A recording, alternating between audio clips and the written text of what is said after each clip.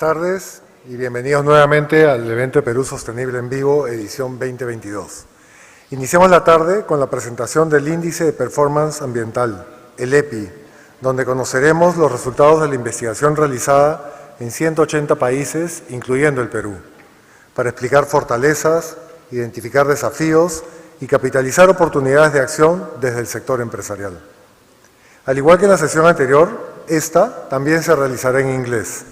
Para los que nos siguen de forma virtual, tienen la opción de elegir la traducción en español dentro de la plataforma en el espacio en vivo.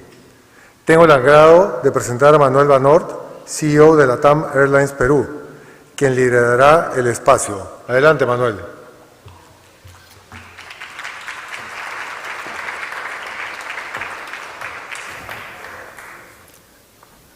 Gracias, Gianfranco. Buenas tardes a todos. El índice de performance ambiental proporciona un resumen basado en cifras de sostenibilidad de todo el mundo, utilizando más de 40 indicadores en 11 categorías y clasifica a 180 países. Pero déjeme primero presentar a Wendling. Zach, bienvenido. Zach es investigador, afiliado en Yale Center for Environmental Law and Policy. Zach es coautor del Índice de Desarrollo Ambiental, EPI, 2022, y fue el investigador principal del mismo el 2018 y 2020. También es director del Índice de Administración de Bienes Comunes Globales en la Red de Soluciones para Desarrollo Sostenible y tiene un doctorado en la Universidad de Indiana. Zach, welcome to Peru. Thank you. And thank you for sharing this afternoon with us. So tell us a bit about the environmental index and the main... Okay. What it consists of, why we're all here to talk about this. So the Environmental Performance Index is a global scorecard. It's something that's produced every 2 years by Yale and Columbia universities. It's meant to be a report card almost, so we give grades to countries to let them know how they're doing on achieving sustainability goals. And I have a slide that helps us walk through this.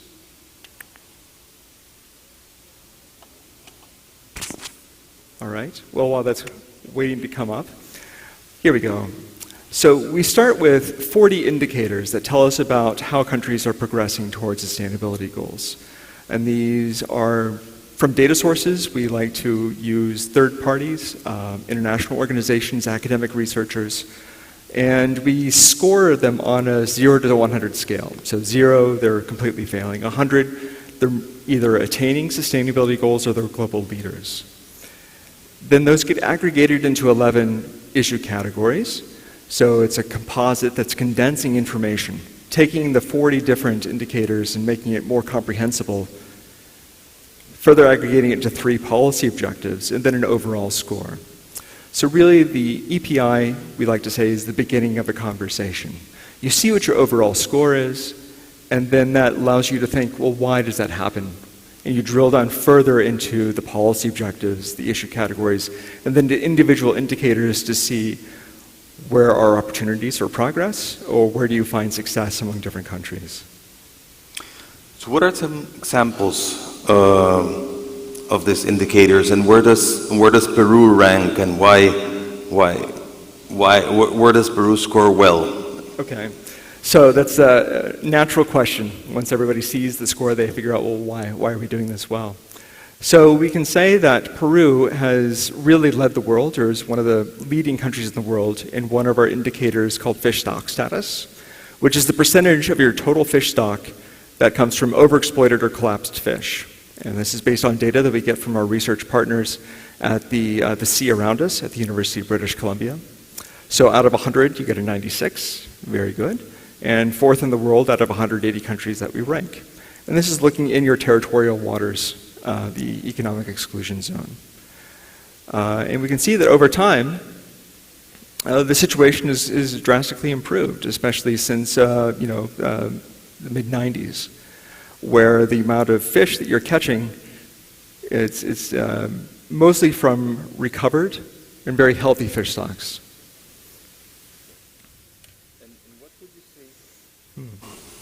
What would you say are some of the main challenges facing Peru? Okay, so it's not completely the best picture. Every country has room to improve, so this isn't meant to pick on Peru. Even our world leaders have indicators that they're falling behind on. So I think to illustrate this, we can look at biodiversity and habitat. So this is where you score 82.3, which is an okay grade, but you're middle ranked, 90th out of the 100 countries. So this is in the middle of the pack. We're looking at the percentage of your biomes and protected areas. Are you protecting the diversity of ecosystems that we find? So these are the different biomes that you find in Peru, and we overlay that with the protected areas map to see what the overlap is. So rather than delving into biome by biome, you can see of the 6 major biomes in Peru, some are very well protected, and some are not so well protected. So we want to weight this by how important these biomes are, how scarce they are within Peru and also globally. So if you look at something like tropical grasslands at the very bottom line, you're protecting almost all of them.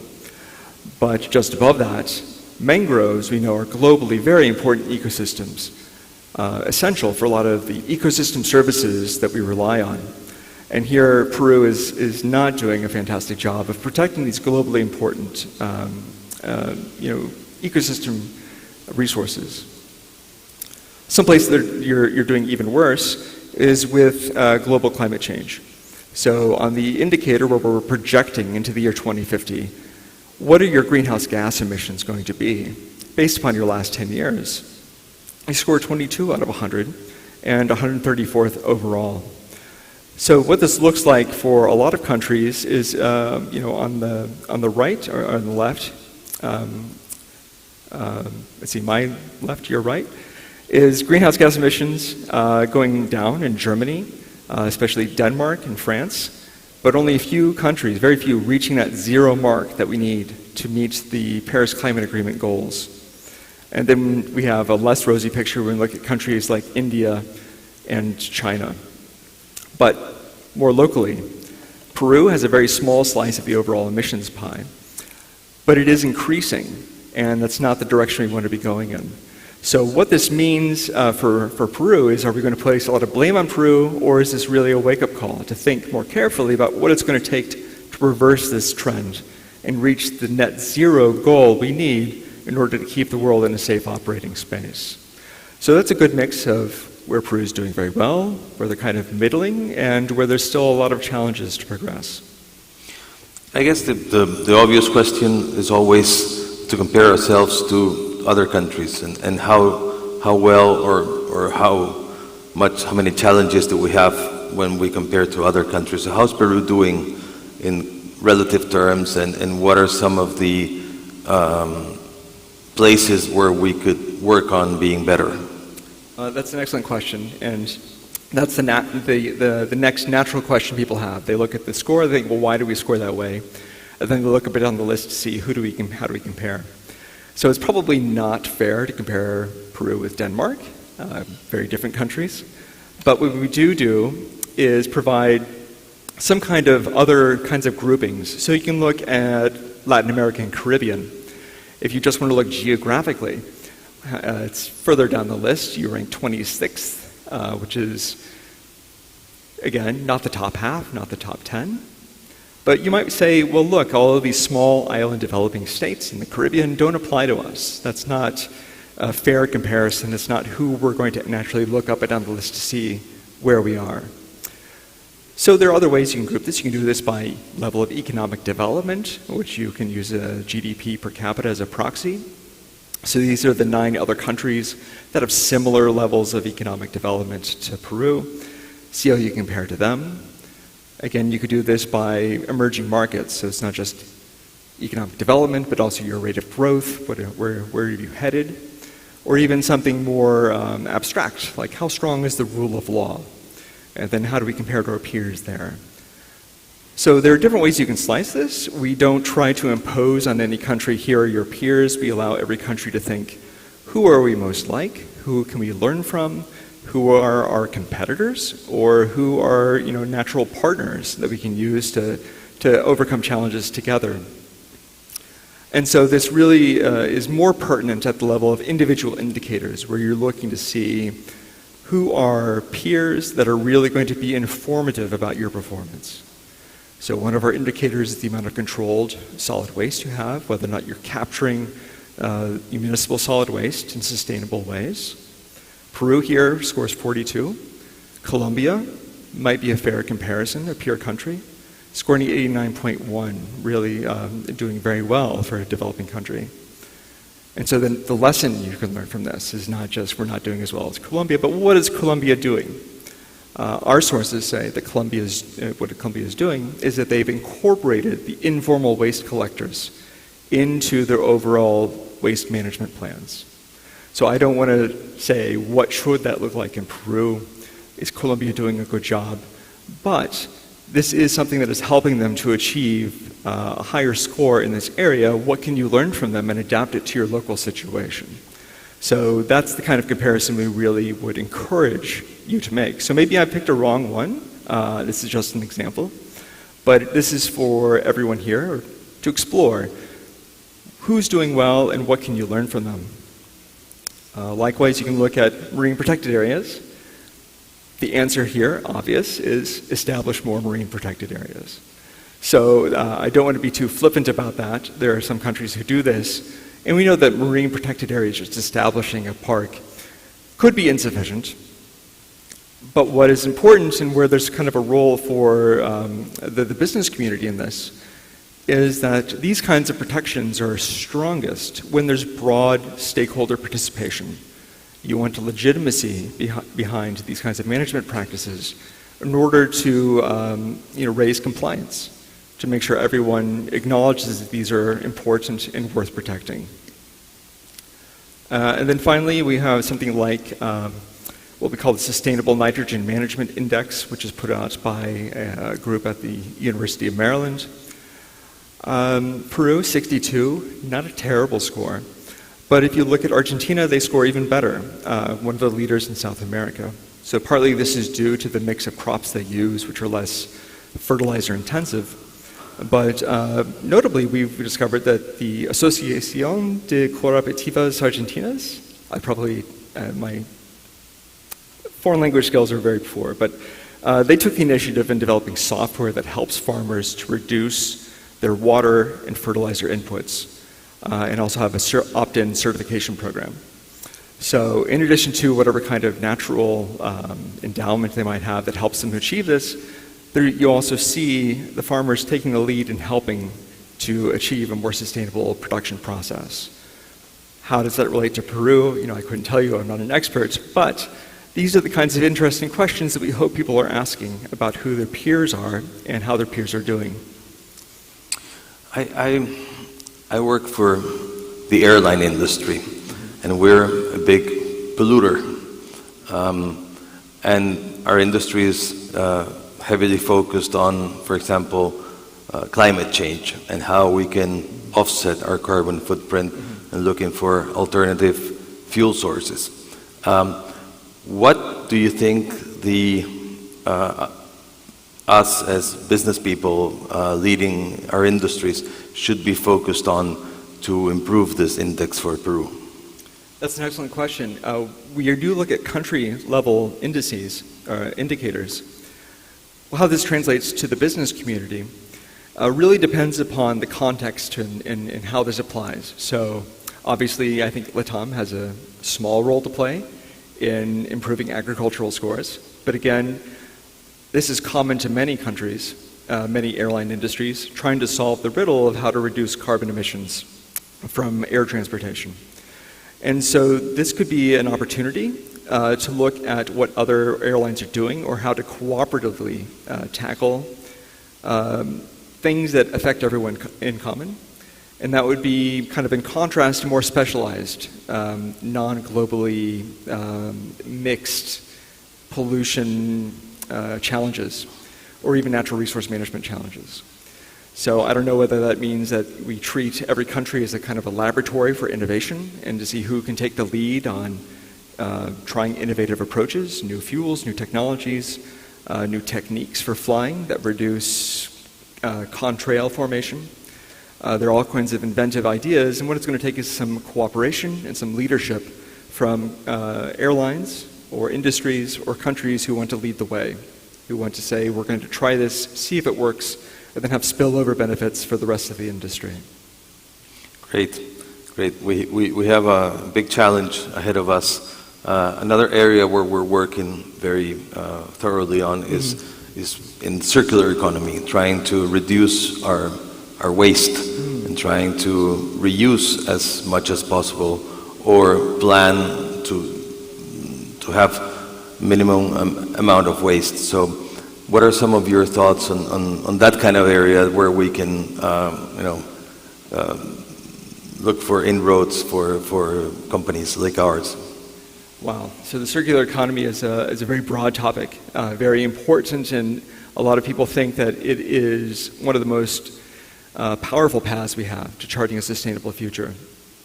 And this touches on all aspects that we cover with indicators, from natural resource management to throughout the life cycle phase of pollution that's with the use or processing of whatever kind of service, and also the end of life, how that's disposed. So there are aspects of the circular economy that would improve broadly many of the indicators, and this makes it more, I think, attractive to industry especially, as you find these co-benefits of understanding if I'm making an improvement here, I'm also going to have downstream of that improvements elsewhere in the environment. So that kind of integrated approach to thinking about sustainability is something we also try to encourage. We do have these 40 different indicators, and it's hard to keep them all in your mind. But a more integrated approach does try to capture the way we're trying to synthesize these to reduce the amount of information you're trying to pay attention to these more focused index scores. Great.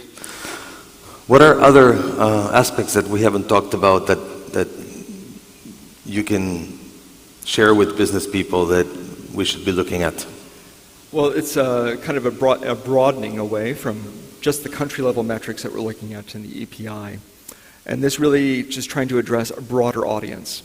So over the past 20 years, the EPI has mostly been used by governments, by political parties in and out of government, the media, civil society, as we're seeing a greater appetite from the business community for these kinds of indicators and data-driven approaches to evaluating how the environment is doing.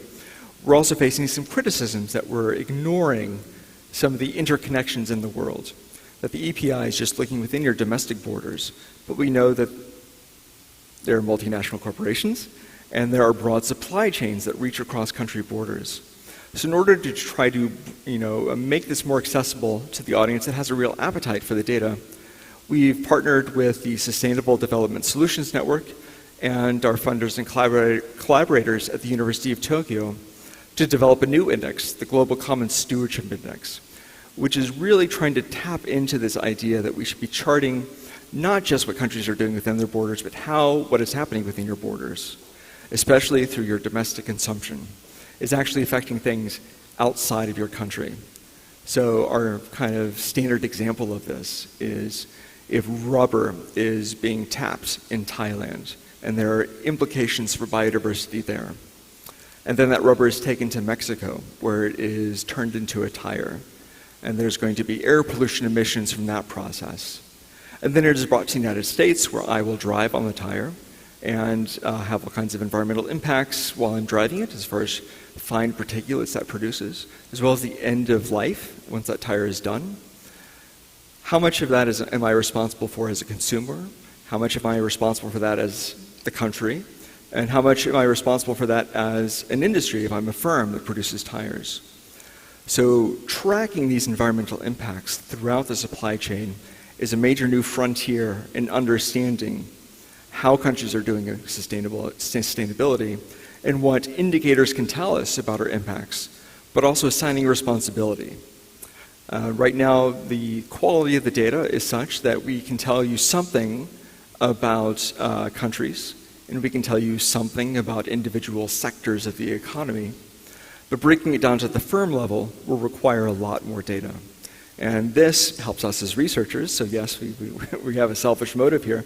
But more broadly, for these tools to be most useful to the broadest audience, especially to corporations who are interested in improving their sustainability scores, what we need is more investment, more data, more reporting, more verification of what those impacts are, countries being transparent about their supply chains, who their suppliers are, and also downstream, what their thoughts are about the end of life of the products and intermediate goods they're producing. So this is, I think, one of the only solid things we really advocate for is for more data. The corporations can help the environment by collecting and reporting data. It's good for us as researchers. It's good for them as corporations that are trying to be socially responsible. It's also good for investors, especially the values investors who are really looking for something concrete that they can understand and compare across different firms about what they're doing to be sustainable. Great. Well, thank you very much. Thank you for sharing all these thoughts on the Environmental Performance Index. Mm-hmm. We hope that next time you're in Peru, we have done significantly better and that we can work with you in order to keep track of this index and hopefully keep improving it over time. Absolutely. Now, if you have anything else to add or any final comments, please feel free. We're always open for more questions, and we field inquiries all the time from a wide variety of audiences. We're no strangers to industries contacting us to help us explain things that are not obvious, or to civil society or government as well. And we're also welcome to hear feedback. If you have a story about Peru's data that you think that we should know about, that would help us to refine our indicators, we're always, we have an open door to any kind of contact or inquiries or comments that you'd like to share with us. We're always welcoming of that kind of critique and suggestions to make it better and more useful and more powerful, a tool to give you leverage to be more sustainable. Great. Thank you very much, Zach, and I hope you enjoy the rest of your visit to Peru. I know you've been enjoying quite a bit, so thank you. Thank you for sharing with us this afternoon. Thank you for having me.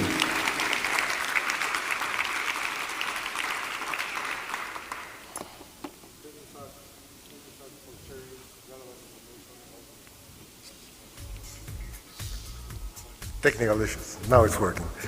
Thank you, Zach, for sharing with us relevant information, not only for the audience, but also for Perú. Y Manuel, la verdad que gracias de verdad por tener la valentía de hablar del elefante en la sala, que es el impacto ambiental que tiene la industria aeronáutica en el medio ambiente. Realmente creo que tocar temas complejos para tu industria en este caso, es lo que debemos hacer todos desde posiciones de liderazgo en el sector privado. Creo que solamente así vamos a lograr generar un cambio. Gracias. Gracias. Gracias, Frank.